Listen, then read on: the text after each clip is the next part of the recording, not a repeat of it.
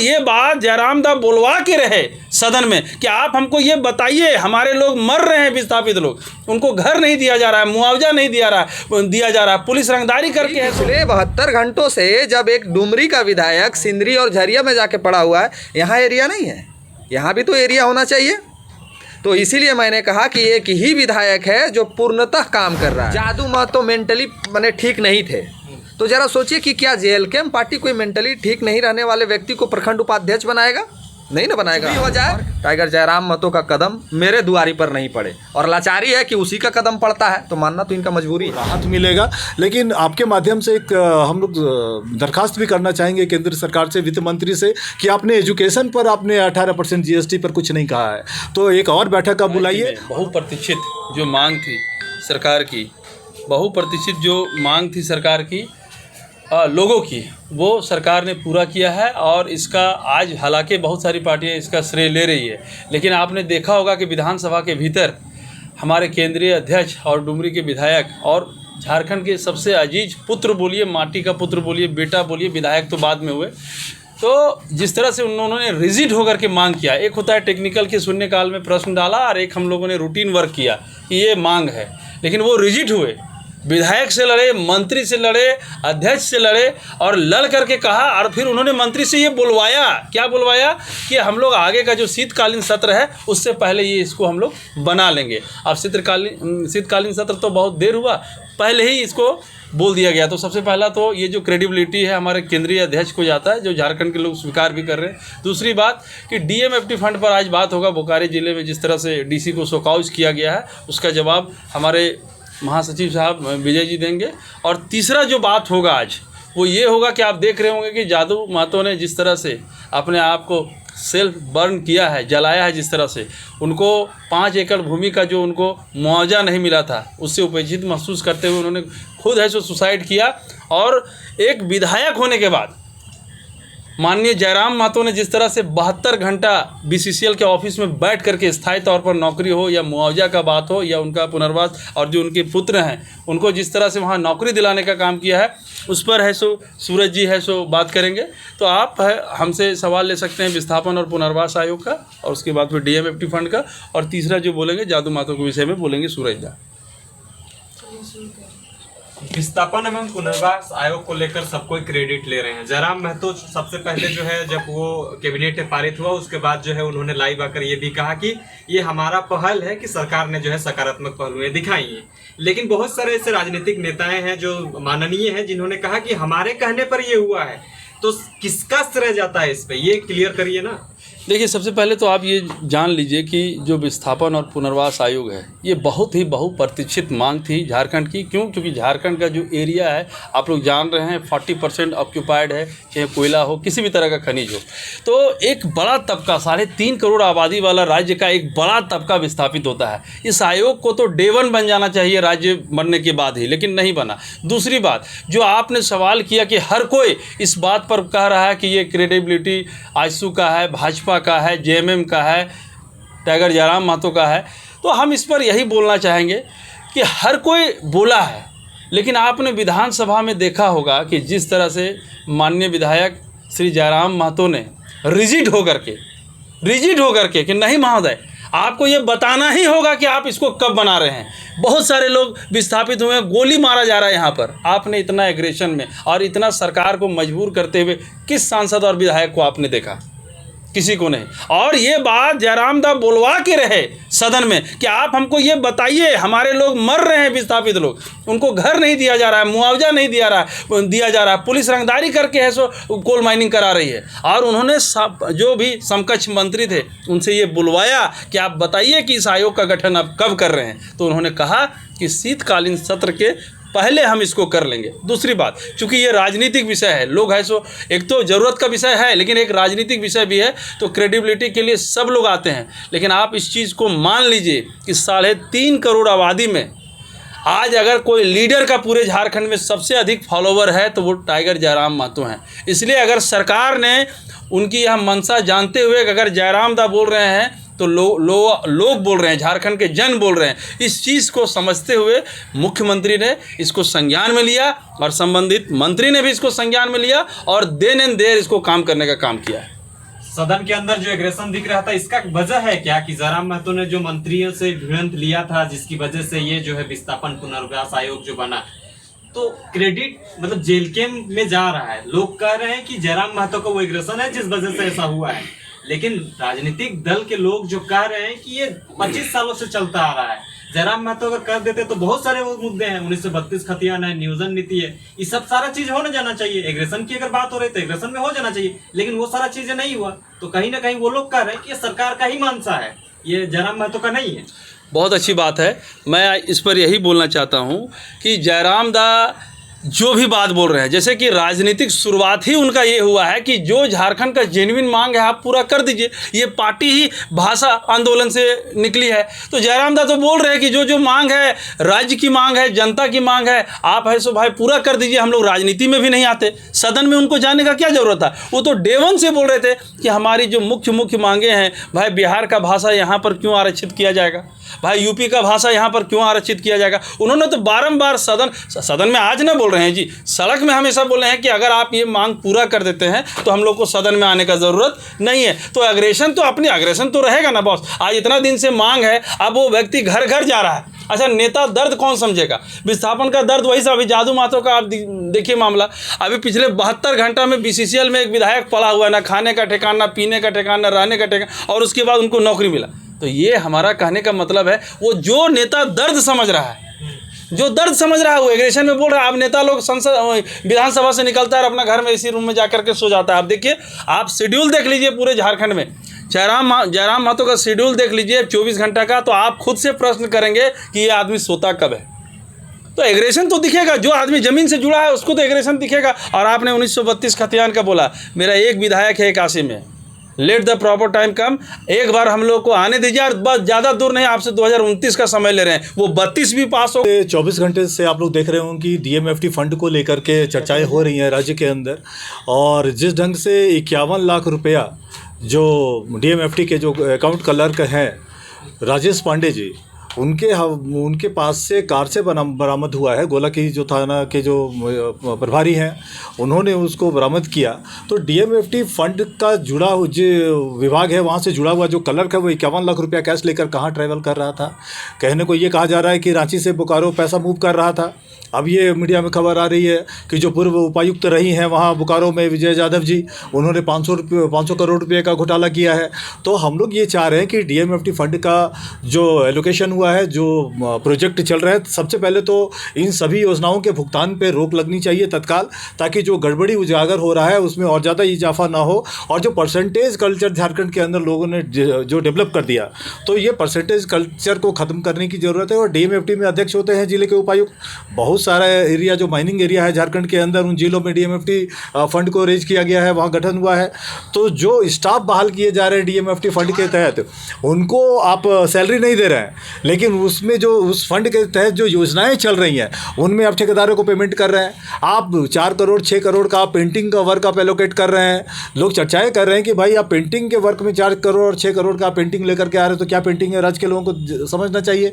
कहीं आप 700%, कहीं आप 1200%, कहीं आप 2000% तक आप एस्टिमेट में इजाफा करवा रहे हैं। तो हम लोग ये चाह रहे हैं कि उस पूरे मामले पर जो अब तक FIR नहीं हुआ है उस पर FIR होना चाहिए सबसे पहले गोला थाना में। हम लोग चूँकि ये DMFT बोकारो का मैटर, इसलिए बोकारो के SP से भी हम लोग कहना चाहेंगे कि महोदय आप गोला थाना में इस पर FIR करवाइए, और FIR के बाद इस पूरे मामले को ED और CBI टेक ओवर करे, ताकि जो बड़ी मछलियाँ इस पूरे मामले पर, राजेश पांडे एक छोटा मछली है, वो कैश कैरी कर रहा है, जो पर्दे के पीछे से जो लोग काम कर रहे हैं, जो सफ़ेद पोश है, जो नौकरशाह हैं, तो उनके ऊपर कार्रवाई होनी चाहिए। और जब से ये मामला उजागर हुआ, कहने को तो 28 तारीख को ये पैसा सीज हुआ, लीक हो रहा है ये 1 तारीख को, तो ये 3-4 दिन का जो ये समय था, कौन था जो इसको ओवरकम करने की कोशिश कर रहा था, कौन ओवरशैडो कर रहा था। हम लोग सुन रहे हैं कि एक IAS लॉबी इसमें इन्वॉल्व है, जो कि चीज़ों को कवर अप करने की कोशिश कर रहा है, लोगों को बचाने की कोशिश कर रहा है, ज़रूरत से ज़्यादा दिलचस्पी दिखा रहा है, इसलिए शक और गहराता है। इसलिए हम लोग आपके माध्यम से ये डिमांड करते हैं कि इस पूरे मामले पर, DMFT फंड के मामले पर, जो उसका मिसयूज़ हो रहा है उसके मामले पर, और जो घपले घोटाले हो रहे हैं उसका ऑडिट होना चाहिए। और जो 51 लाख रुपया जो पकड़ाया है उसको आधार बनाते हुए कि पैसे का कहाँ बंदरबाट होता है, कौन लोग इसमें इन्वॉल्व हैं, इसके लिए जो सेंट्रल एजेंसी से ईडी और सीबीआई दोनों को इसमें इन्वॉल्व करने की ज़रूरत है। तो राज्य सरकार की जो एजेंसी है वो सिर्फ एफआईआर करे, लेकिन जांच और कार्रवाई केंद्रीय एजेंसियों को करना चाहिए। ये हम लोगों का डिमांड है, क्योंकि डीएमएफटी कहता है जो कर्मचारी आप बहाल कर रहे हैं उनको आप सैलरी नहीं दे रहे हैं। 6-6 महीना से लोगों का सैलरी रुका हुआ है। अभी आप नोटशीट बना कर दिए हैं जिसमें 3 महीने का सैलरी आप दे रहे हैं, फिर आप 3-4 महीने की सैलरी रोक रहे हैं। तो जो कर्मचारी आपके यहाँ 10 घंटे काम कर रहा है उनको आप पैसा नहीं दे रहे हैं, बट कमीशन पाने के लिए आपने ठेकेदारों को धड़ाधड़ पेमेंट किया है। तो कहाँ जा रहा है ये 40% 50% का कमीशन? इसकी जांच होनी चाहिए, सेंट्रल एजेंसी को इंटरवीन करना चाहिए। और एक और मुद्दा मैं आपके सामने रखना चाहता हूँ वो जीएसटी काउंसिल को लेकर क्या लगता है आपको कि जो हो रहा है उसके पीछे किसका हाथ? नहीं, निश्चित तौर पर हमको लग रहा है कि जो प्रशासनिक अधिकारी हैं, जो ठेकेदार हैं, जो शॉर्ट नोटिस पे, शॉर्ट टेंडर पे जिनको वर्क अलॉट किया जा रहा है वो सबके सब इन्वॉल्व है। और हम लोग का ये आरोप है कि बहुत सारे पॉलिटिशियंस इसके अंदर इन्वॉल्व होंगे। तो इसीलिए हम लोग ये डिमांड करें कि इसमें सेंट्रल एजेंसी का इन्वॉल्वमेंट होना चाहिए, वो इस पर इंट्रोग्रेट करे, वो इसकी जाँच करे। और अभी राजेश पांडे जी को ट्रांसफ़र कर दिया गया, आप उसको अंचल कार्यालय में डाल दिए हैं चास में। ऐसे लोगों को सस्पेंड करना चाहिए, उनके पास से रिकवरी है तो उनको पहले सस्पेंड कीजिए और सस्पेंड करने के बाद उनको लीजिए रिमांड पर और पूछिए कि ये पैसा का मूवमेंट का कहानी क्या है। वो ज़मीन के खरीद फरोख्त की कहानी सुना रहे हैं, ये बकवास पे कोई यकीन करने वाला नहीं है। ये डीएमएफटी का पैसा है। इसीलिए मैं कह रहा हूँ कि राज्य की जो एजेंसी है वो एफआईआर दर्ज करे गोला थाने में, और सेंट्रल एजेंसी उस एफआईआर को टेक ओवर करके आगे की कार्रवाई करे। मैं बात कर रहा था जीएसटी को लेकर के। अभी वित्त मंत्री जी का जो केंद्रीय वित्त मंत्री है उनका 56वां जो जीएसटी काउंसिल का बैठक था, उस बैठक में उन्होंने जीएसटी का जो दर था उसको रिवाइज किया है। जो 4 दरें पहले से चली आ रही थी 5%, 12%, 18% और 28%, उसमें से 12% और 28% को रिवोक किया गया है। 22 तारीख से जो वो लेकर के आ रहे हैं वो 5% और 18% लेकर के आ रहे हैं। उसमें बहुत सारे जो एसेंशियल कमोडिटीज़ के जो दरें हैं उसको शून्य कर दिया गया है। पार्टी इसका स्वागत करती है, क्योंकि हम लोग ये मान करके चलते हैं कि जब जनरल और सामान्य जो एसेंशियल कमोडिटीज़ के जब टैक्स जीरो होंगे तो उसमें कहीं ना कहीं आम लोगों को राहत मिलेगा। लेकिन आपके माध्यम से एक हम लोग दरखास्त भी करना चाहेंगे केंद्र सरकार से, वित्त मंत्री से, कि आपने एजुकेशन पर आपने 18% जीएसटी पर कुछ नहीं कहा है।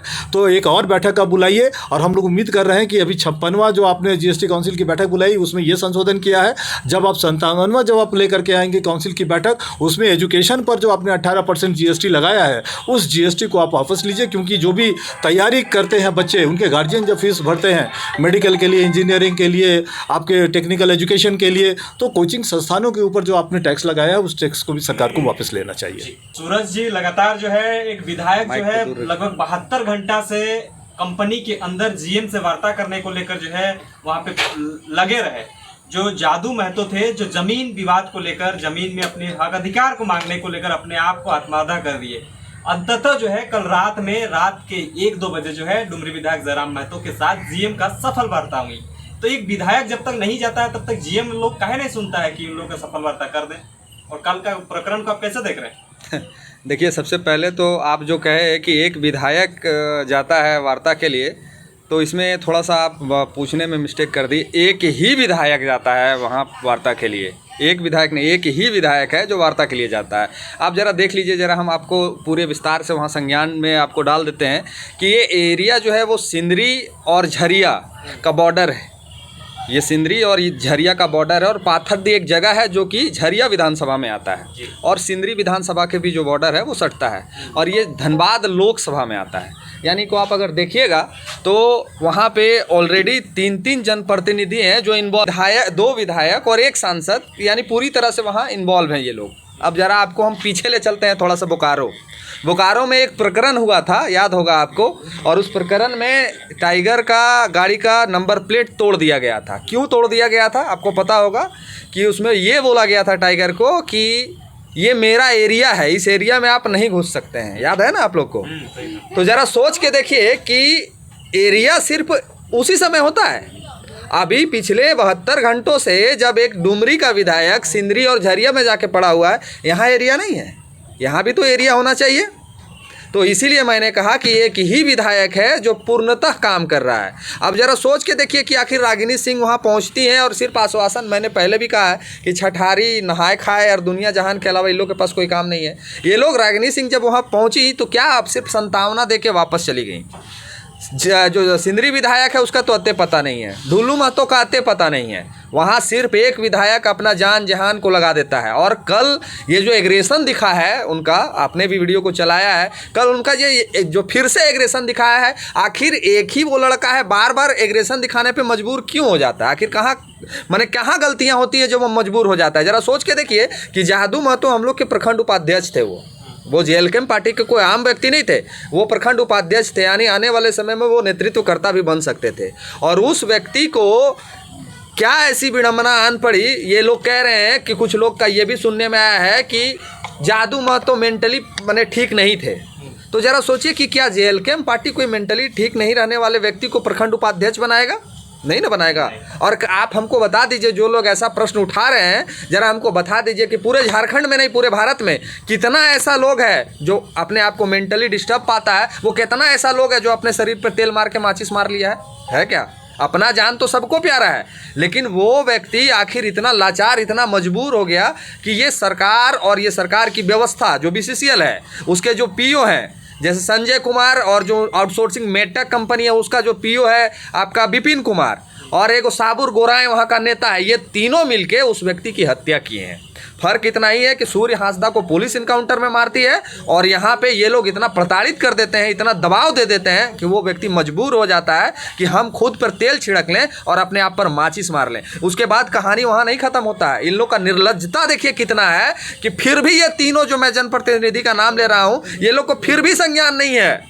वो व्यक्ति जो जला हुआ, थोड़ा सा फोका हो जाता है ना हम लोग के शरीर में, कितना दर्द करता है ना। अब उसके शरीर से पूरा चमड़ा छोड़ दिया था और वो व्यक्ति का बॉडी को 3 दिन रखा जाता है BCCL के गेट के समीप। ज़रा सोच के देखिए, 3 दिन रखा जाता है। और जब टाइगर ये चीज़ को समझे, देखे, तो इनको रहा नहीं गया। काहे कि एक पता है आपको कि जब झारखंडी का पूरे झारखंड में कहीं दर्द होता है तो वहाँ लोग एक ही नाम को खोजते हैं और वो नाम टाइगर जयराम महतो है। तब ये पहुँचते हैं वहाँ पे और कंटिन्यूअस, सोचिए रात 1 बजे वार्ता होती है और रात 1 बजे वार्ता को ये सफल दिशा में लेके जाते हैं। और तब उनकी जो पत्नी है उनको अस्थायी रोजगार मिलता है और आगे का जो प्रक्रिया है वो प्रक्रियाधीन है। तो मैं ये पूछना चाहता हूँ और ये बताना भी चाहता हूँ लोगों को कि आखिर एक ही व्यक्ति क्यों है, एक ही व्यक्ति से उम्मीद क्यों है? ना वो झरिया के विधायक हैं, ना वो सिंदरी के विधायक हैं, ना धनबाद लोकसभा के वो सांसद हैं। तो फिर इनको लोग जब खोज रहे हैं तो ये जो लोग बोलने वाले थे उनके मुंह पे तमाचा है कि ये मेरा एरिया है। एरिया खाली पैसा उगाही के लिए होता है? खाली पैसा उगाही के लिए एरिया नहीं ना होना चाहिए, एरिया काम करने के लिए होना चाहिए। और ये टाइगर से सीख लेने की ज़रूरत है पूरे 81 विधानसभा के लोग को, माफ़ कीजिए 81 विधानसभा के लोग को। अभी रहे आपको एक और कहानी का मैं आपको बता देता हूं आपके दर्शकों को जो देख रहे हैं कि टाइगर 10 तारीख से लेके 30 तारीख तक, यानी 10 सितंबर से लेके 30 सितंबर तक वो झारखंड के एक विधानसभा में रहेंगे और वो विधानसभा डुमरी है। वहाँ उन्होंने एक पोस्टर रिलीज किया है। उस पोस्टर में उन्होंने ये स्पष्ट किया है कि हम 20 दिन तक अपने क्षेत्र के हर वो पंचायत, हर वो गांव पहुंचेंगे और शिलान्यास का काम करेंगे, भूमि पूजन का काम करेंगे। तो मैं ये पूछना चाहता हूं हेमंत सोरेन जी से और उनके विधायकों से, क्या हेमंत सोरेन जी ने डुमरी विधायक को कोई अतिरिक्त फंड दिया है? नहीं ना दिया, 5 करोड़ ना दिया होगा। या फिर उनका जो मान लीजिए उनका जो सिस्टम होगा वो सिस्टम से अपना काम करेंगे। तो पूरे 80 विधानसभा में जो आप लोग भी देख रहे हैं, बताइएगा 80 विधानसभा में जो काम हो रहा है, कहीं है कि 20 दिन तक लगातार कोई विधायक शिलान्यास का काम किया हो? डुमरी की जनता आज गर्व फील करती है कि उन्होंने मंत्री को हरा के एक विधायक को जिताया है। डुमरी की जनता आज गर्व फील कर रही है कि एक मंत्री को हरा के विधायक को उन्होंने जिताया है। और ये विधायक इतना कारगर साबित हुआ है कि मंत्री को भी फेल कर दिया है। अभी आपने कहा कि सूरजदा पूछ बता रहे थे कि क्रेडिट सबको ही ले रहा है। हम कहते हैं कि क्रेडिट सबको मिलना भी चाहिए, सारे विधायकों को क्रेडिट मिलना चाहिए। अगला शीतकालीन सत्र है दिसंबर महीने में, है ना। एक विधायक, पूरे हम 80 में कह रहे हैं, एक विधायक टाइगर के तर्ज पे बहस करके और अपने जो एग्रेशन का वो परिचय देते हैं, एक विधायक करके बता दे तो हम मान लेंगे कि हाँ क्रेडिट सबको मिलना चाहिए। डर से तो मुँह से बोल ही नहीं निकलता है, बालू चोरी के खिलाफ, कोयला चोरी के खिलाफ, और बात करेंगे क्रेडिट की तो हम कहते हैं क्रेडिट हम लोग पूरे झारखंड की जनता देने को तैयार है। बस आप लोग क्या करिए कि टाइगर के तर्ज पे एग्रेशन दिखा के एक नियम को पारित करा दीजिए। अभी आपने पूछा ना कि 1932 लागू होना चाहिए, विस्थापन ये आयोग का गठन हुआ है, नीति का गठन नहीं हुआ है। और भी बहुत सारी नीतियां हैं तो हम कहते हैं कि सब विधायक एक को जिम्मा ले लीजिए, हम ही नीति पे बहस करके मंत्री जी से लागू करवा देंगे। सब विधायक जिम्मा ले लीजिए तो झारखंड तो खुशहाल हो जाएगा जी। जब सब विधायक जिम्मे ले लेगा कि हम ये नीति को लागू करवा देंगे, हम ही नीति को लागू करवा देंगे, तो झारखंड खुशहाल हो जाएगा। करा के देख लीजिए, आगे 4 महीना में सदन है, उसके बाद प्रश्न करिएगा विधायकों से कि जो क्रेडिट अभी करे, अभी मांडू विधायक क्रेडिट लेने में व्याकुल हैं, बड़का गांव विधायक क्रेडिट लेने में व्याकुल हैं, तब पार कौन कौन विधायक क्रेडिट लेने में व्याकुल। हम सभी को कहते हैं कि आप लोग भी टाइगर के तर्ज पे एक एक काम का गठन करवा दीजिए, एक एक नीति को लागू करवा दीजिए और अपना अपना क्रेडिट ले लीजिए। दूसरा कम कहा बोले, छोड़िए, मीडिया में अच्छा बात नहीं लगेगा बोलने में। और कोई प्रश्न है तो पूछ सकते हैं। जादू महतो को लेकर जो एग्रेशन दिखा, तो क्या लगता है कि इतना रात में जो वार्ता हुई जयराम महतो के साथ, तो वो एग्रेशन था, उस वजह से जो है जीएम को आना पड़ा। देखिए, पहले तो उससे सब बातचीत भी हुई थी, लेकिन जीएम पलटूदा, आपको एक बात हम बताना चाहते हैं कि कहीं भी पूरे झारखंड में या फिर उड़ीसा, छत्तीसगढ़, बंगाल कह दीजिए या बिहार कह दीजिए, कहीं भी जब झारखंड में टाइगर पहुंच रहे हैं ना, कहीं भी, तो लोगों को ये लगता है कि झारखंडे आ गया है। किसी को भी ये लग रहा है कि इसका बात मान लो और नहीं तो पूरा झारखंड आ जाएगा। गलती से अगर ये बोल दिया ना, गलती से भी अगर उनका मुंह से ये आवाहन निकल गया कि इस प्लांट का, इस फैक्ट्री के सामने पूरे झारखंड के लोग आ जाओ, तो हम मजाक नहीं कहते हैं, झारखंड के किसी भी कोने से जितना समय लगेगा वहाँ पहुँचने में, उतना ही समय लगेगा। तो ये खौफ है उनका, चाहे वो किसी भी प्लांट, किसी भी फैक्ट्री में चल जाइए, हर फैक्ट्री वाला, हर प्लांट वाला, हर कंपनी वाला, हर कोलियरी वाला अभी यही चाह रहा है कि कुछ भी हो जाए, टाइगर जयराम महतो का कदम मेरे दुआरी पर नहीं पड़े। और लाचारी है कि उसी का कदम पड़ता है, तो मानना तो इनका मजबूरी है। बहुत बहुत धन्यवाद। धन्यवाद।